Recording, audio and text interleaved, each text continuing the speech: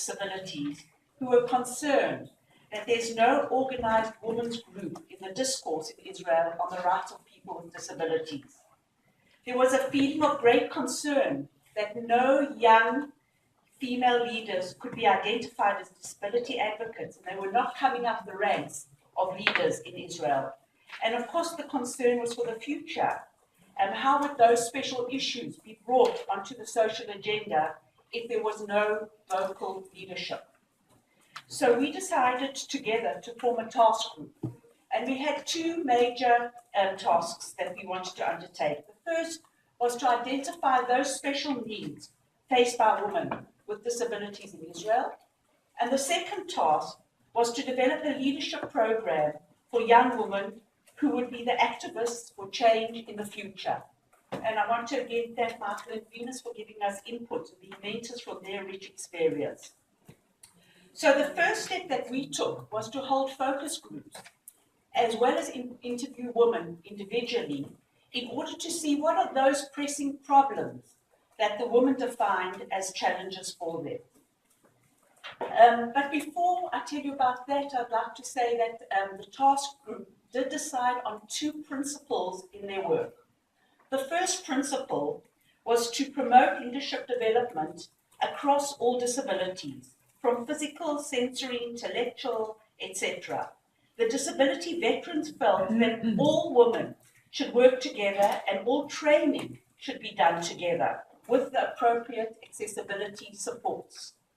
The second principle that the task force decided on was a leadership group would cross all religions and ethnic groups and would include Jewish ultra-Orthodox women, secular women, Muslim and Christian Arabs, Bedouin women, and so on. So before I share the issues identified through the focus groups, I'd like to give a bird's eye view regarding some of the statistics, which is probably very similar to what we've heard. So 8.5% of all women in Israel have disabilities. That's about 700,000 women. And of course, there's scarcity of statistics, but we do know that 74% of women in Israel are in the open workforce. However, women with disabilities, with complex disabilities, only 31% are employed, and that's usually very low-level, sheltered kinds of employment opportunities. And of course, with payment that's more towards the poverty line. We know as well that women with disabilities are twice as likely to be physically and sexually abused, and that is more or less the statistics that are available, so that data collection is still an issue. So from our focus groups, what are those issues that the women brought up? Of course, they brought up the issue of physical accessibility, the lack of physical accessibility, especially accessibility to services, mostly health services, and even more so to women's health services. So that many women complained that when they went to the gynecologist and they couldn't get onto the bed, they were told to bring other people to lift them on to the bed. And this is such an intimate situation and very, very degrading, obviously, for them.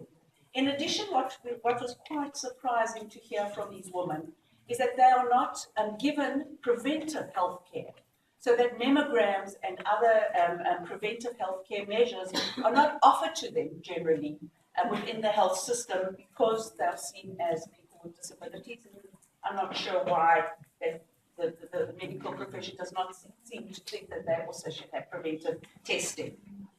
Of course, they spoke a lot about the lack of employment opportunities, the issues of sexuality and sexual violence, the right to have a family and challenges with raising a child with a disability, social stigmas, especially in the more traditional communities, the ultra-Orthodox communities and the Arab communities.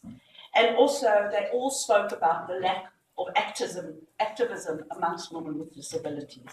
So, unfortunately, they can't be here today, but I'd just like to show you one or two of the women who are on the task force, and you'll also see a 2-minute clip. So here is Osnat, who became paraplegic after a severe accident at the age of 19. Today is 43 years old. And she's a CEO of a non-profit organization in Israel and is an activist for the rights of people with disability and focuses on their rights to couplehood and sexuality. She talks a lot about when after she had an accident, it was like an axe had been put down, and she, from her own personal perspective, lost her own feeling of her right to sexuality. Of course, that was a message from the environment, from the medical environment, from the family, and so on. And so she had to first come to terms with who she is as a woman, and afterwards she started to work with other women on this issue. The next person I'd like to introduce you to is a firebrand woman. Her name is Bella Zur. She's a former city council member and a Paralympic swimmer. And she's married and has 4 children, 3 of whom were triplets. So she talks a lot about, that the fact that the medical profession did not think that she should fall pregnant. And when she was pregnant with triplets, the doctors had no idea how to help her through the pregnancy because of the double that she did have a disability, as well as that she had a high-risk pregnancy. So she had to really manage it all on her own. Now I'd like to just show you a very short clip for those people who can't see the subtitles. I will tell you afterwards what you're seeing. Firstly, we'll hear from Fida, who is an Israeli Arab living in a village called Kfar Qasim, and she will talk about some of the challenges facing Muslim women with disabilities, and then you will hear from Meital from Kfar Saba about her challenges as a single mom.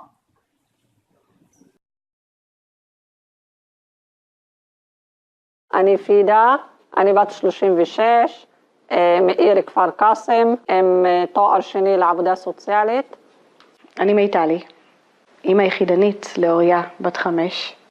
אני מנחה בגני ילדים, תוכנית חינוכית של בית איזי שפירא. עוד משמעותי בחיים של האישה זה להתחתן ולבנות משפחה, להביא ילדים, וזה דבר שמאוד קשה וכמעט בלתי אפשרי שיקרה במגזר הערבי או בחברה הערבית, כי בתוך החברה יש הרבה ציפיות והרבה בקשות מהאישה, והחלום שלי לראות אישה עם מגבלה מתחתנת ויש לה גם ילדים ובונה משפחה ומוכיחה שהגוף הוא לא הדבר המשמעותי והחשוב בחיים.